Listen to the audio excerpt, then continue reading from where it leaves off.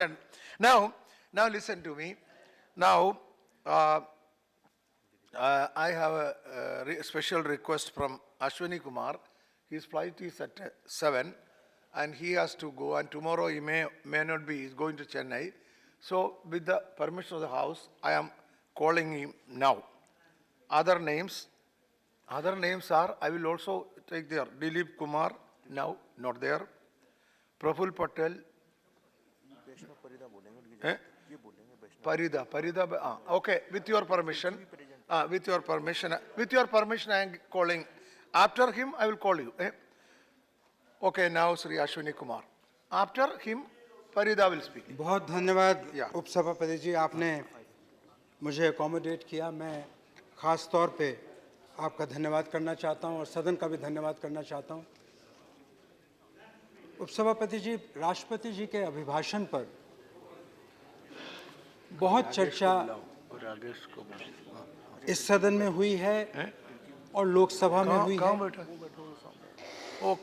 और हर साल इस महत्वपूर्ण चर्चा में हमारे सभी साथी जो सरकार की देश के प्रति परिकल्पना है उसका विवरण करते हैं, उसका जिक्र करते हैं। मैं आज अपनी पार्टी की ओर से जहां राष्ट्रपति जी का धन्यवाद करता हूं उनके अभिभाषण के लिए, वहीं विनम्रता से कुछ उन बिंदुओं की ओर इस सदन का ध्यान दिलाना चाहता हूं जिन बिंदुओं के बारे में जो चर्चा होनी चाहिए थी या जैसी चर्चा होनी चाहिए थी वो नहीं हुई। उपसभापति जी, इस देश का जो एहसास है वो मिली जुली विरासत की प्रतिबद्धता के साथ जुड़ा है। इस देश का जो एहसास है वो गरीब की भावनाओं के साथ जुड़ा है, और सबसे बड़ी बात इस देश का एहसास आत्मसम्मान, मानव अधिकारों के साथ और व्यक्ति की आजादी के साथ जुड़ा है। इस देश का जन्म आजादी की लड़ाई के उपरांत हुआ, देशवासियों को आजादी दिलवाने के लिए हुआ। जब हम सामाजिक और आर्थिक और राजनीतिक आजादी की बात करते हैं तो हम जंगे आजादी की जो हमारी लड़ाई थी उसके असूलों और उसकी भावनाओं को समक्ष रख के बात करते हैं। सभी जानते हैं कि इस देश में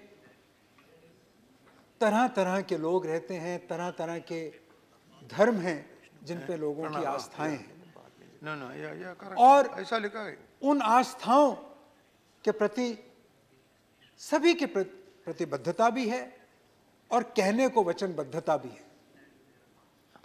पर जब हम किसी सरकार के कार्यकाल के दौरान उस सरकार के काम का, उसकी गवर्नेंस का, उसके शासन का आंकलन करते हैं तो कुछ खास बिंदुओं को लेकर आंकलन करते हैं।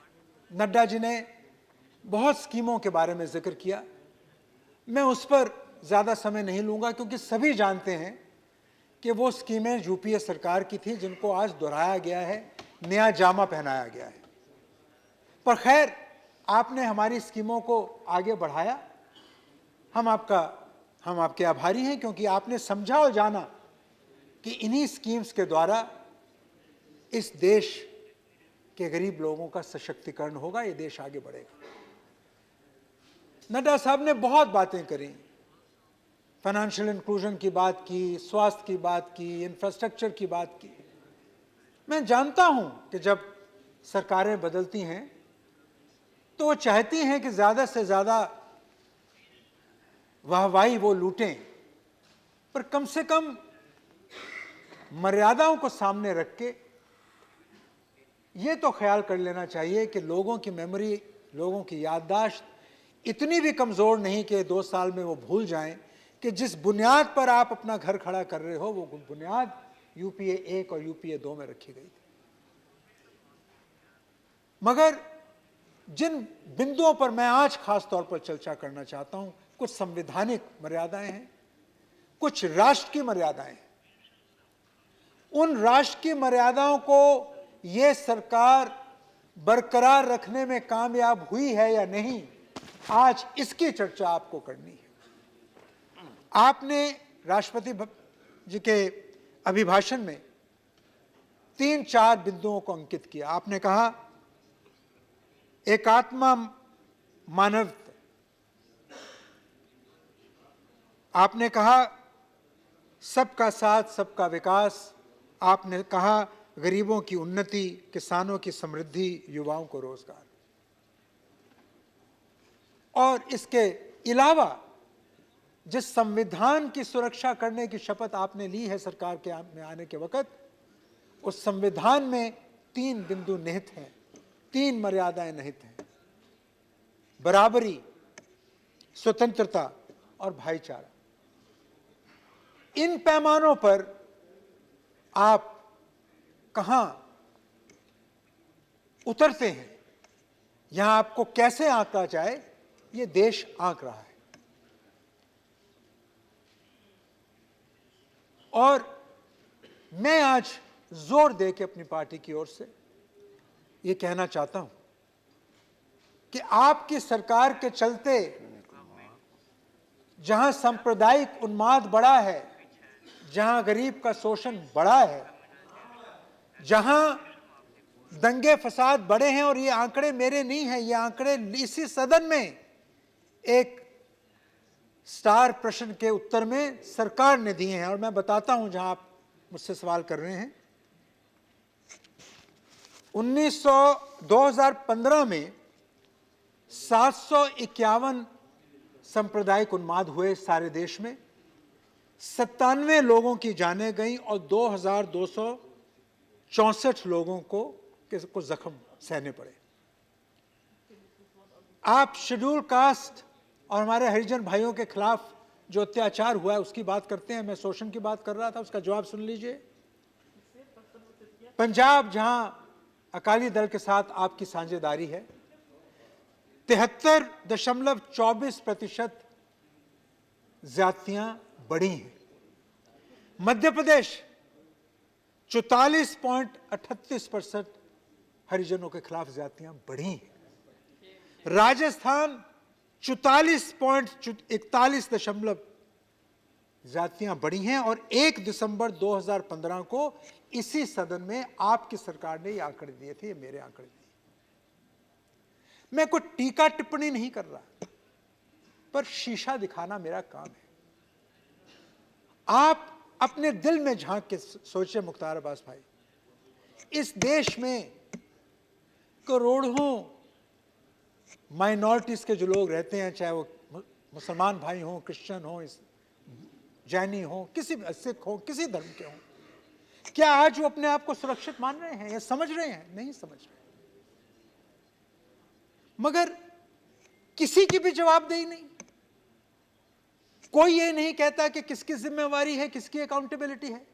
एक दंगा होता है, एक कमीशन बिठा दी जाती है, और फिर जिस तरह के बयान आपके लोग दे रहे हैं, ये घर वापसी से मामला शुरू हुआ।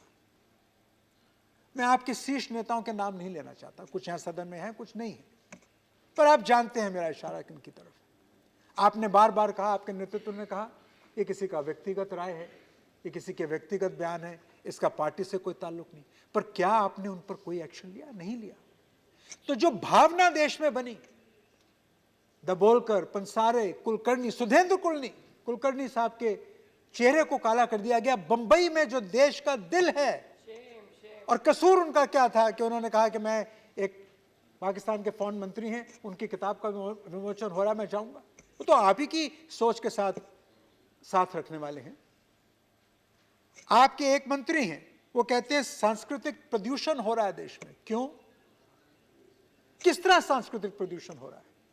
क्योंकि हर धर्म वाले अपने धर्म की बात करते हैं, जिस पर उनको नाज है, जिस ग्रंथ पर उनको नाज है, जिस लिटरेचर पर उनको नाज है, उसकी बात करते हैं। तो क्या इससे सांस्कृतिक प्रदूषण हो गया देश में? महात्मा गांधी की देश की परिकल्पना को याद करिए, मौलाना आजाद की भावना को सामने रखिए, सरदार पटेल, जवाहरलाल नेहरू, इंदिरा गांधी, ये देश के महान नेता थे। और आप जो वातावरण देश में पैदा कर रहे हैं, आप कहते हैं कि साहब हमारे को समर्थन नहीं मिलता विपक्ष से। आप बताइए कि आप समर्थन देश में जुटाने के लिए क्या ऐसी भावना को जागृत कर रहे हैं कि जिसमें जेन्युइन कोऑपरेटिव फेडरलिज्म या कोऑपरेशन की भावना बने? आप मेरी नेता सोनिया गांधी और हमारे नेता राहुल गांधी और उस परिवार पर जैसी टिप्पणी आप कर रहे हैं, आप कह रहे हैं आप उनको देशद्रोही मानते हैं। आज भी याद रखिए मुख्तार अब्बास साहब, आप I am not yielding, I am sorry, आप बाद में दे दीजिएगा, आप बाद में जवाब दे दीजिएगा, आप बाद में जवाब दे दीजिएगा, आप बाद में जवाब दे दीजिएगा। I am not yielding, I am not yielding, I am not yielding, आप बाद में मुख्तार भाई आप बाद में जवाब दे दीजिएगा। मैं उपसभापति जी, ये तरीका ठीक है, आप बाद में जवाब दे दीजिएगा। मैं आपको ये कहता हूं, आज जिस परिवार ने इस देश की अखंडता के लिए अपने सबसे महान व्यक्तियों का बलिदान दिया, आज उन पर उनकी देश के प्रति वचनबद्धता या प्रतिबद्धता पर टीका टिप्पणी होती। आज भी वो नारा देश के लोगों को याद है, माँ बेटे का ये बलिदान याद करेगा हिंदुस्तान। आज इतनी कमजोर नहीं है इस देश की याददाश्त। बताओ कोई है आपके पास जिन्होंने इतनी त्याग दिए हो? आप हमारी राष्ट्रीयता पर प्रश्न चिन्ह ना उठाएं। आप हमसे वैचारिक लड़ाई करना चाहते हैं, करें, हम आपके साथ लड़ाई करेंगे, पर क्या किसने अधिकार दिया आपको हमारी राष्ट्रीयता के ऊपर बात करने का? क्यों? क्योंकि हम उन लड़कों के साथ खड़े हुए जवाहरलाल नेहरू यूनिवर्सिटी में। कन्हैया कुमार की तकरीर से मैं पढ़ूंगा, मैं वो बात पढ़ूंगा, मैं वो तकरीर पढ़ूंगा। उस तकरीर में मैं उस तकरीर को, मैं उपसभापति जी उस तकरीर को पढ़ना चाहता हूं। उस तकरीर में यह कहा गया, और मैं कोट कर रहा हूं कन्हैया की ये तकरीर, we stand by the dream of Bhagat Singh and Baba Saheb Ambedkar, we stand by the dream of equality for all, of the right to food, water and shelter. Rohit gave his life to stand by these dreams. वो दलित लड़का जो हैदराबाद में जिसको जिन हालातों में उसको खुदकुशी करनी पड़ी, देश पहचान रहा है और जान रहा है। I challenge the central government. Why you did in Rohit's case, we won't let it happen in JNU. Say long live Bhagat Singh. ये आपके भी आइकॉन है। Say long live Bhagat Singh, say long live Sukhdev, say long live Ashfaqullah Khan, say long live Baba Saheb, then we will believe you have faith in this country. ये कहा कन्हैया ने। The JNUSU does not support any violence, any terrorist, any terror attack, any anti-national activity. There are some unidentified people who have raised the slogans of Pakistan Zindabad. The JNUSU strongly denounces them.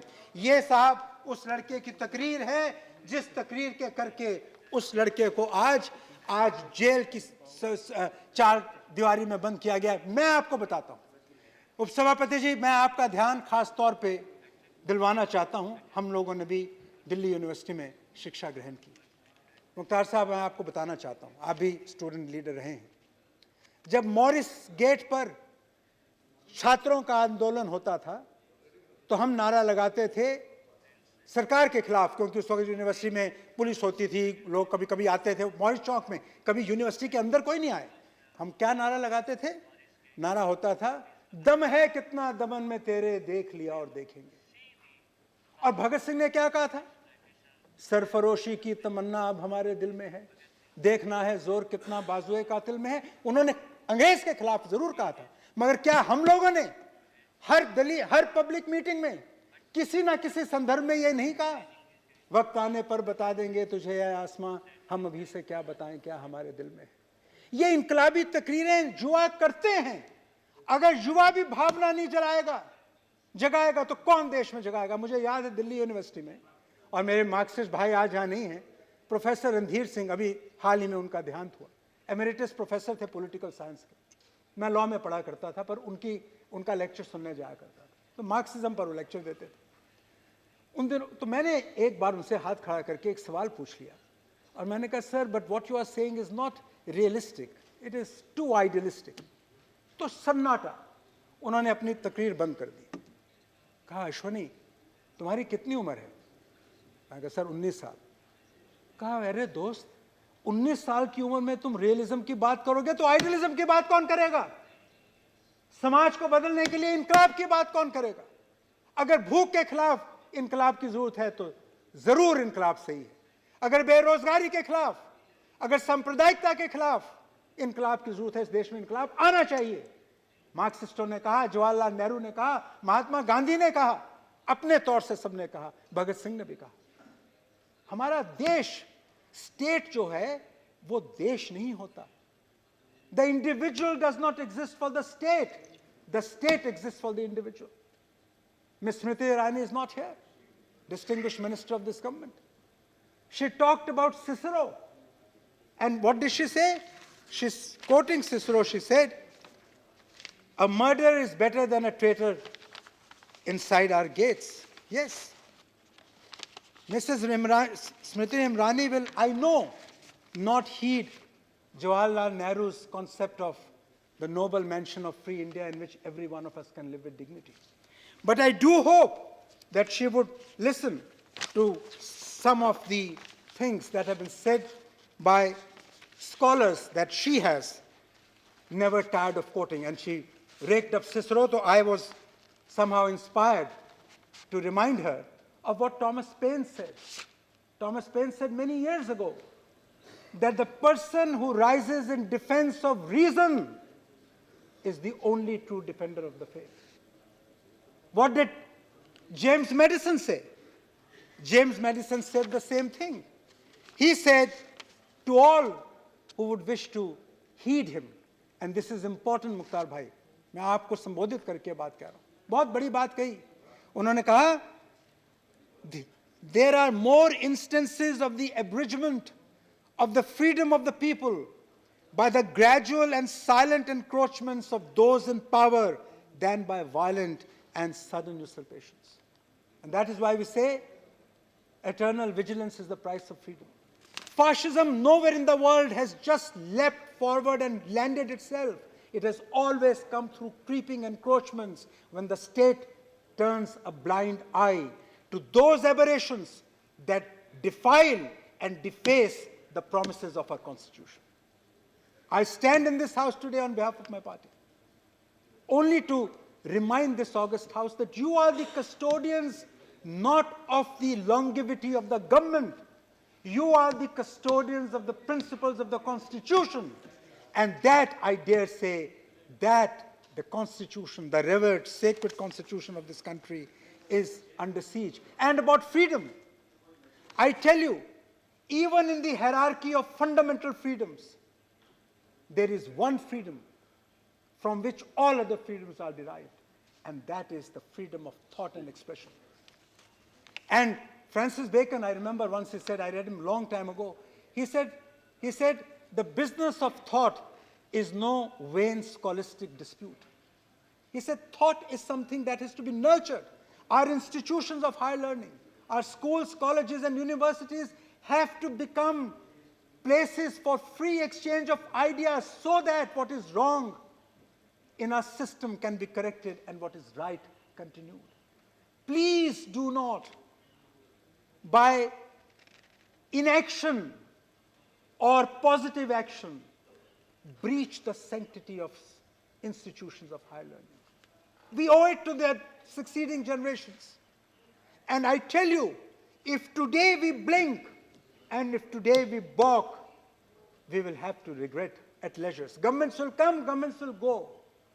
Governments will come, governments will go.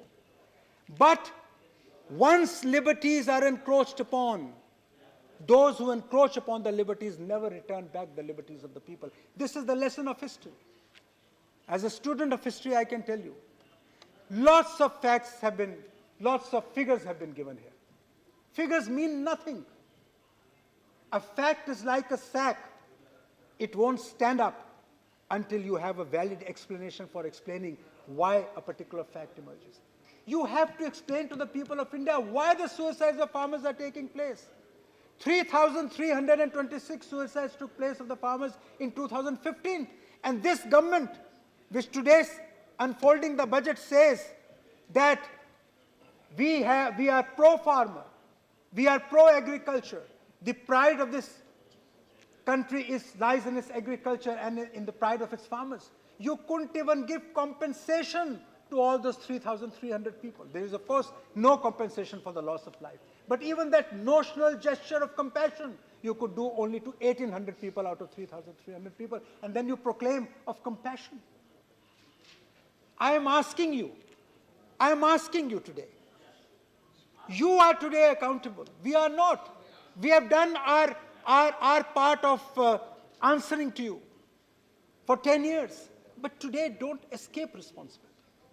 As the leader of the opposition said, when the country's defenses were breached, we stood by it.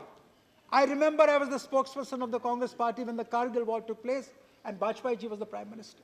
My leader Sonia Gandhi told me, she said, at this time, when the nation is at war, we will not attack the Prime Minister personally. And now also, when Pathankot, I come from Gurdaspur, that's my constituency. Pathankot was the heart of Punjab. It is the capital, it is today the district headquarters of an area which is the most peace-loving area in Punjab. Even at the height of militancy and terrorism, we didn't see any terrorist activity there. And people are allowed to walk 40 kilometers and breach the Air Force station through which we won the 1971 war. The 1971 war against Pakistan was won because of the Air Force strikes where our fighter jets took off from the Pathankot Air Base. We didn't say a word against the government at that time, but today, as the LOP said, you are accountable. At some point of time, we will have to tell the people of India why the entire cantonment and all the army there was not found suitable enough to fish out the terrorists, and why did you have to send commandos after 48 hours from Delhi, who then took 6 days. The Home Minister of India on the third day says the operations are completed, and after his statement, 3 more days were taken to flush out the terrorists. Nobody could even tell us how many terrorists are inside the air base. So much for the defenses of this country. I am today raising another fundamental question, and something that really, really bothers me no end. Compassion. Nadda ji health minister. मैं उनको संबोधन करके बताना चाहता हूं। Hindustan times में जो मैंने पढ़ा, मेरा दिल दहल गया। एक बाप अपने 13 साल के अस्थमैटिक बच्चे को डॉक्टर के पास इलाज के लिए लेकर जाता है, और डॉक्टर उसको कहती है, ये मैं इसलिए जानता हूं कि एक केस मेरे पास आया था बतौर वकील के कि मैं इस केस में उस डॉक्टर के लिए पेश हूं, और मैंने इनकार कर दिया था, और मैंने ये कह के इनकार कर दिया था कि तुम्हारे इस केस को पढ़ के मेरा खून खौल रहा है, तुम कह रहे हो कि मैं केस लूं। उस डॉक्टर के पास वो बाप 13 साल का बच्चा, खासा बड़ा बच्चा होता है, 13-14 साल का लड़का, उसको गोदी में उठा के लेके गया। क्यों? पहले तो लिफ्ट नहीं थी, 2-3 मंजिल वो चढ़ा। डॉक्टर के पास गया तो कहा कि भाई तुम ऐसा करो, इसको अस्थमैटिक अटैक हो रहा है, इस वार्ड में ऑक्सीजन नहीं है, तुम फलाने वार्ड में इसको लेकर जाओ। उसने कहा जी उस वार्ड तक पहुंचते पहुंचते तो 10 मिनट लग जाएंगे। उसने कहा मैं कुछ नहीं कर सकती, मेरे पास ऑक्सीजन नहीं है। फिर कहा मैं कैसे लेके जाऊं, कुर्सी है जिसमें मैं इसको तेजी से ले जाऊं। वहां कुर्सी नहीं थी। बच्चा गया दूसरे वार्ड में, जब तक पहुंचा बच्चे ने दम तोड़ दिया, बच्चे का दम टूट गया। और अभी मैंने पढ़ा सफदरजंग अस्पताल, आपके दिल्ली देश का जो दिल है, आपकी राजधानी है, सरकारी बड़ा अस्पताल है, सबसे पुराना अस्पताल है, एम्स से पहले का भी, जहां हम सभी लोग जाते थे। मेरी माता बीमार थी, उनका इलाज वहीं हुआ था। मुख्तार भाई, हमने क्या पढ़ा बताऊं आपको? आंख में आंसू ना आ जाएं तो मैं समझूंगा कि हमारे में करुणा नहीं है। एक महिला का फ्रैक्चर हो गया, वो अस्पताल गई, गरीब थी, कि मेरा प्लास्टर कर दो। तो बोले प्लस्तर तो यहाँ नहीं हो सकता, वो इमरजेंसी वार्ड में या फलानी वार्ड में जाओ, वहां होगा। उसका पांव टूटा है, वो जमीन पे बैठी है, वो खड़ी नहीं हो सकती, वो रेंग रेंग कर गई, स्ट्रेचर नहीं था अस्पताल में। ये हमारी स्वास्थ्य सेवाओं का हाल है आज। मैं आपको कह रहा हूं, मैं ये नहीं कह रहा हूं कि कोई भी सरकार ओवरनाइट हर चीज की पूर्ति कर देगी, मेरा ये कहने का तात्पर्य बिल्कुल नहीं। पर आप जो सीना ठोक के कह रहे हो, नड्डा जी हेल्थ मिनिस्टर हैं, कि हमने ये कर दिया वो कर दिया, ये सच्चाई है। जमीनी सच्चाई को से आंख नहीं चुराई जा सकती। 40 रुपए की पेंशन के लिए, मैं करुणा की बात कर रहा हूं, कंपैशन की। Mister deputy chairman sir, I am drawing your attention to the utter lack of compassion which is something critical and integral to each religion in India. To get a pension of 40 rupees per month, a man struggled for 40 years. It's a reflection, of course, on our systems, of course, on administration, of course, on the judicial system, but certainly a reflection on the lack of sensitivity of the people. I am saying, मैं इसकी जवाबदेही की बात कर रहा हूं। मैं कह रहा हूं बड़े बोल मत बोलो, बाकी सब ठीक है, बड़े बोल मत बोलो। और जब हम अपने आईन में झांक कर देखते हैं तो हमको क्या नजर आता है? हमको एक तरह की वो सियासत नजर आती है जिसका करुणा के साथ, गरीब के साथ या गुनाह या जुल्म के साथ जिसका दूर दूर से भी कोई रिश्ता नहीं। मुझे उस समाज और उस समाज को परिभाषित करने वाली वक्त की उस सरकार के बारे में चिंता है कि अगर इसी तरह हमारा राष्ट्र चलता रहा तो एक समय आएगा जब इस देश में जो राजनीतिक लोकतंत्र है उस पर प्रश्न चिन्ह लग जाएगा। आज पार्लियामेंट में हम क्या कर रहे हैं? आज हम दोनों सदनों में क्या करते हैं? एक कहावत थी, the opposition must have its say while the government may have its way. अब ऑपोजिशन को आप अपनी बात भी नहीं कहने देते, फिर आप कहते हैं कि देश में ऐसी भावना क्यों है कि हम कोऑपरेशन से देश के लिए नीतियां नहीं बना सकते। अरे हम तो चाहते हैं नीतियां बनाना, पर हमको बनाने तो दो, हमको कोई रास्ता तो दो। हम अपने सम्मान से वंचित होके, हमें अपने सम्मान से वंचित करके आप हमारा सहयोग नहीं मांग सकते। आज हम ये चाहते हैं, हमारा ये कहना है, 5 more minutes, आज हमारा ये कहना है, No, not 5.